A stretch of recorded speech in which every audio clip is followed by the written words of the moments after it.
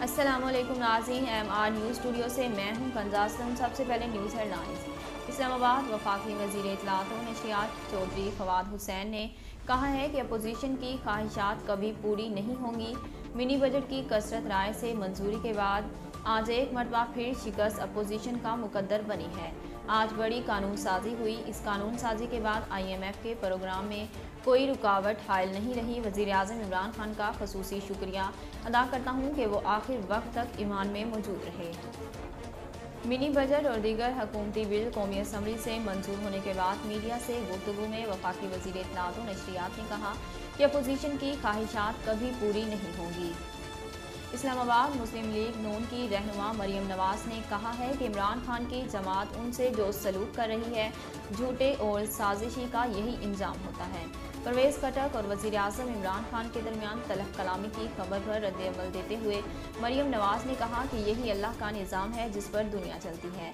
مریم نواز نے کہا کہ چند دن کی وزارت عظمیٰ کی خاطر جرائم سے ہاتھ رنگ لینا گھاٹے کا سودا ہے، یہ ابھی صرف شروعات ہے۔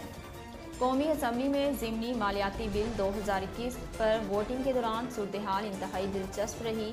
وزیر اعظم عمران خان، شہباز شریف اور آصف علی زرداری کو دوبارہ رائے شماری میں حصہ لینے کے لیے ایوان میں آنا پڑا۔ قومی اسمبلی میں ضمنی مالیاتی بل 2021 کی شکوار منظوری کے دوران جب پہلی مرتبہ اپوزیشن کی جانب سے زبانی رائے شماری کو چیلنج کیا گیا تو اسپیکر نے حکومتی اور اپوزیشن ارکان کو باری باری کھڑا کر کے حق اور مخالفت میں رائے لی۔ اس موقع پر حکومت کی عددی اکثریت 168 جبکہ اپوزیشن 150 ارکان کی رائے سامنے آئی۔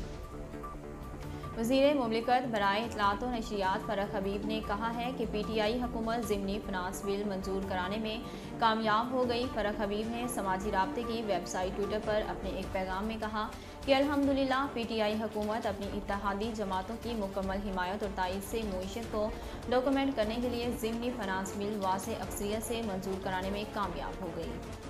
ترجمان وزیر اعظم و معاون خصوصی برائے سیاسی ابلاغ ڈاکٹر شہباز گل نے کہا ہے کہ نااہلوں کو سیاسی بقا کے لیے روز نئے جھوٹ گھڑنا پڑتے ہیں۔